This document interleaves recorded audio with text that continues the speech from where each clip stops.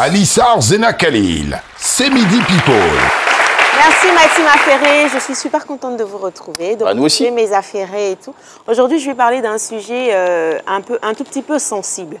Alors, c'est vrai que c'est un affairage, mais bon, qui va déboucher sur autre chose. On a la plus célèbre des Kardashians, Khloé Kardashian, qui s'est vue insulter pendant 2 semaines sur les réseaux sociaux. Pourquoi? Je vous explique. Khloé, c'est toujours de belles photos sur Instagram, sur Facebook et tout.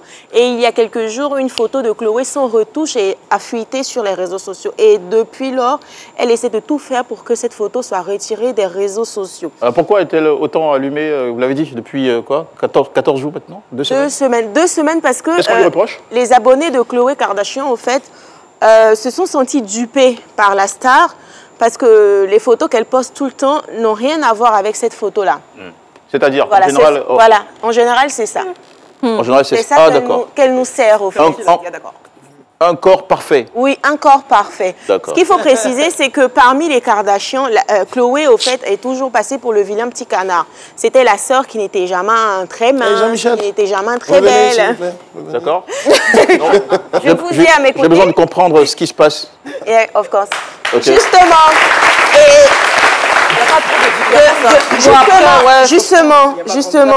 de peur de me répéter, Khloé, c'était vraiment le petit canard, le vilain petit canard de la famille qui n'était jamais à sa place, qui se sentait toujours mal, qui se sentait pas belle, qui se trouvait grosse, qui se trouvait moche et tout. Donc pendant des années, elle a dû faire avec. Et là, depuis un certain temps, on se rend compte au fait que c'est le grow-up, enfin le grow-up, c'est genre Khloé, nouvelle version sur les réseaux sociaux. Et cette photo-là a vraiment paniqué la star qui a pris 3 jours pour se justifier. C'est-à-dire qu'elle a fait des vidéos où elle montrait son corps. Elle a fait des photos pour dire aux internautes au fait qu'elle ne ment pas, c'est son vrai corps et il est parfait, mon chien et tout. Ce qu'il faut savoir, c'est que c'est une vraie douleur au fait interne. J'ai l'impression qu'elle retire le ventre. Qu'elle a retiré. Là, on dit naturel. Là même encore, on dit naturel, mais il y a eu un lifting brésilien. Okay. Même quand on dit naturel, bon, c'est pas le lifting a concerné quelle partie de son corps? Le ventre et les cuisses. Ah, ok, on a il y a eu un retiré de la graisse? Oui, on lui a retiré de la graisse, il y a eu une liposuction et un peu de peau étant enlevée au fait. Alissa? D'accord. Oui. Okay. C'est pas la maman qui a complexé ses enfants. Après, le problème, c'est que quand vous avez des frères et sœurs et que les autres sont toujours au top et essaient de toujours tout faire pour plaire à maman, pour avoir l'approbation de maman, c'est vrai que vous qui n'êtes pas le canon de la famille, vous vous sentez un tout petit peu mal. Parce que après, côté morphologie, Khloé n'a rien à voir avec ses sœurs. Vous me direz, au fait. Maintenant, après, ce qu'il faut savoir, c'est que Khloé a eu un enfant récemment et elle avait déjà ce mal-être avant d'avoir sa fille. Donc, sûrement, le corps, après l'arrivée de bébé, toutes les femmes le vivent très différemment. Tu as des femmes, après l'arrivée de bébé, qui sont nickel, qui n'ont pas de séquelles. Mais par contre, tu as d'autres qui font même une dépression, au fait, parce que tu te vois toute transformée, tu vois ton ventre qui n'est plus pareil, tu vois les vergetures partout sur ton corps. Franchement, si tu n'es pas accompagné ou suivi à avoir le soutien de tes proches, tu le vis très, très difficilement, surtout les femmes qui sont césarisées, qui n'arrivent pas à attacher le ventre après.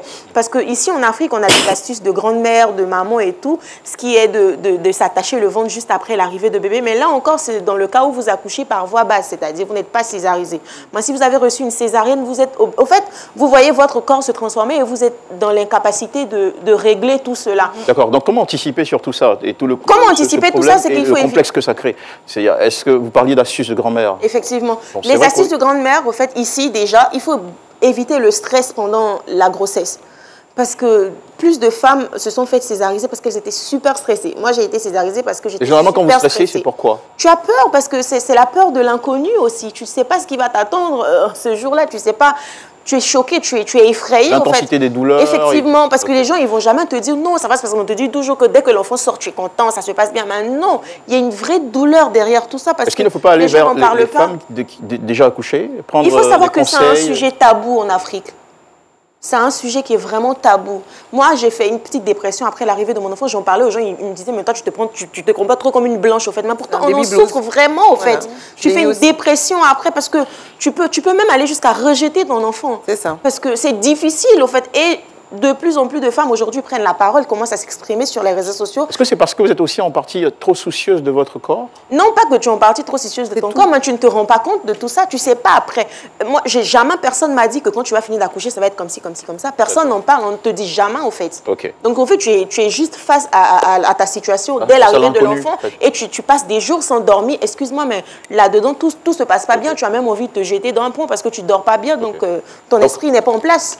Éviter le stress, demander conseil à ceux qui ont de l'expérience. Oui, éviter le stress, demander conseil et s'apeser, au fait. Il faut aussi dire qu'il faut que les hommes africains s'impliquent, au fait, dans les grossesses. Il ne faut pas se contenter d'en grosser, il faut aussi non, il ne faut pas se contenter d'en grosser. Parce qu'aujourd'hui, l'enfant, il pleure, il est couché, il fait comme s'il n'entend pas. Tu es obligé de le réveiller, et là même encore, tu le réveilles, il fait comme s'il n'entend pas. Il faut continuer les rapports avec la femme pendant même la grossesse. Il faut aussi, donc voilà, je vais essayer de raccourcir tout ça.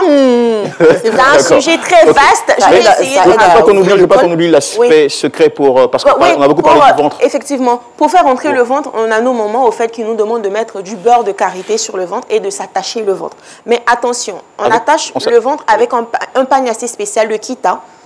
Peut-être que je ferai venir la prochaine fois pour que vous puissiez voir. On attache le ventre avec du pagne kita. Avec les autres, ça ne marche pas? Non, c'est avec le kita parce que le coton est un peu plus solide au fait. Donc quand vous attachez le ventre, tu as certains moments au fait qui gardent le pagne et même quand elles sont en train de manger, au fait, elles gardent le pagne. Non, on attache le ventre. Après, quand on doit manger, on enlève.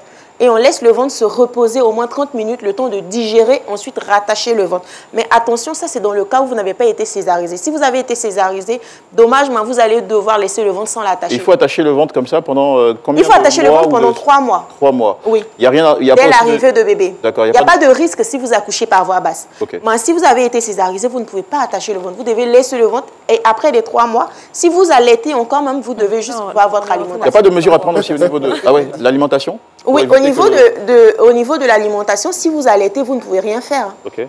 Vous devez manger pour pouvoir avoir du lait pour allaiter bébé. Ok, super. Mais après avoir sévré bébé, vous devez éviter tout ce qui est gras, tout ce qui est nourriture après 17 heures. Ok, c'est compris. Voilà. En tout cas, merci beaucoup pour cette très instructive.